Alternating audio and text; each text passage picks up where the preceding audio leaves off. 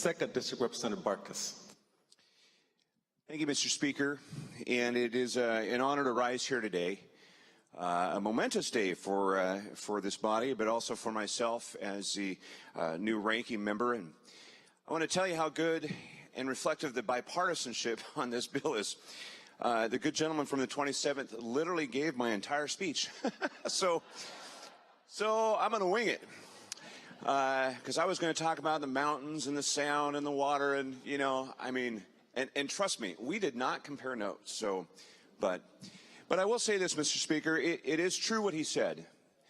We live in one of the most beautiful places in the world here in Washington State. And with that beauty comes some challenges. That beauty has attracted many, many people to come and live here.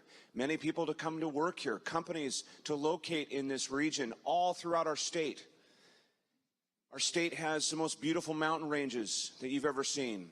It has islands and water, like it was said. But all those are unique challenges to how do we implement a transportation infrastructure to meet the needs of all the people of the state of Washington. We have mostly a big concern right here in our Puget Sound region, because of the concentration of the industry and economy and the people living here. But we also have an east side that is the breadbasket to the world, Mr. Speaker, producing agriculture and products to be shipped throughout the world to feed the world. And we have to make sure that those products get from the field to the boats to the people of the world. So we've done that this year, Mr. Speaker. We started literally a couple days after we got here. And as he said, I can't thank my ranking members enough and the vice chairs for meeting together and from day one deciding how we were going to approach this. We were going to look at this with the taxpayers in mind. We were going to look at this to be the best stewards we could be of the dollars that we have allocated to us. And Mr. Speaker, it's not easy. It's not easy meeting those needs. It's not easy when we're dealing with projects that are so expensive, when we're dealing with labor that is so expensive, when we're dealing with constraints in policy and regulatory environment that makes it so difficult to do these projects. And we have to navigate our way through that. But Mr. Speaker, I'm happy to say we did that. And we put forth a product today that is reflective of that. Did we address everything? No. Do we have big concerns in the future? We certainly do. Do we have revenue issues? We do. We have to think about that. But this budget, Mr. Speaker, addresses these things in a fiscal way that we can take that and say, you know what, we're going to do the most we can with what we have. And that's important, Mr. Speaker. So as we look at this, I want to just highlight a couple things that are very important. They've been mentioned here already, but I think it's important to reiterate again.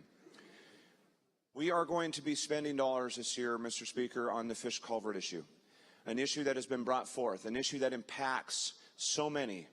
Our tribal communities, our orcas, all the things that we need to be looking at that has been brought forth that we need to be doing. We looked at that from a responsible way, not just to deal with the stuff that has to do with these transportation projects, but also the overarching, how do we look upstream and downstream, and how do we truly get at solving the problem to get our habitat back for our most precious salmon. There is monumental and historic spending on that in this budget.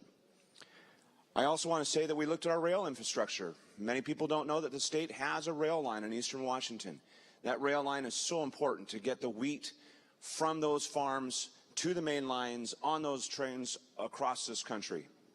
And we've spent dollars this year on that infrastructure, making sure that those goods and services can move by rail throughout our eastern Washington. We've looked at the intercity passenger lines on the west coast here. And we've talked about things that are beyond just our highways and our boats, but also our rail infrastructure, which is so important. And Mr. Speaker, we have one of the greatest trooper force in our state patrol in the country, keeping the people of Washington State very safe on the roads. And over the last several years, we have taken into consideration how do we get more troopers into the position and on our roads protecting the citizens of the state of Washington. And we've done that through helping with their pay and other things. And Mr. Speaker, we've looked at that budget again to make sure that they have the tools and equipment to do their job, and also that we can get another class of officers, another class of troopers trained up and ready to meet the demands that the increase in population and the increase that's happening on our roads to be able to do that. So, Mr. Speaker, I'm happy today to stand here, and I want to thank the good gentleman from the 27th for everything that he's done in the mentoring. Both of us being new to the positions, our specific positions, we had to work together. And I think that's a lesson that we can take from that experience, and many in this body can take, because we can see what happens when that does truly happen. And with that, Mr. Speaker, I encourage a yes vote on this today. Thank you. Further remarks?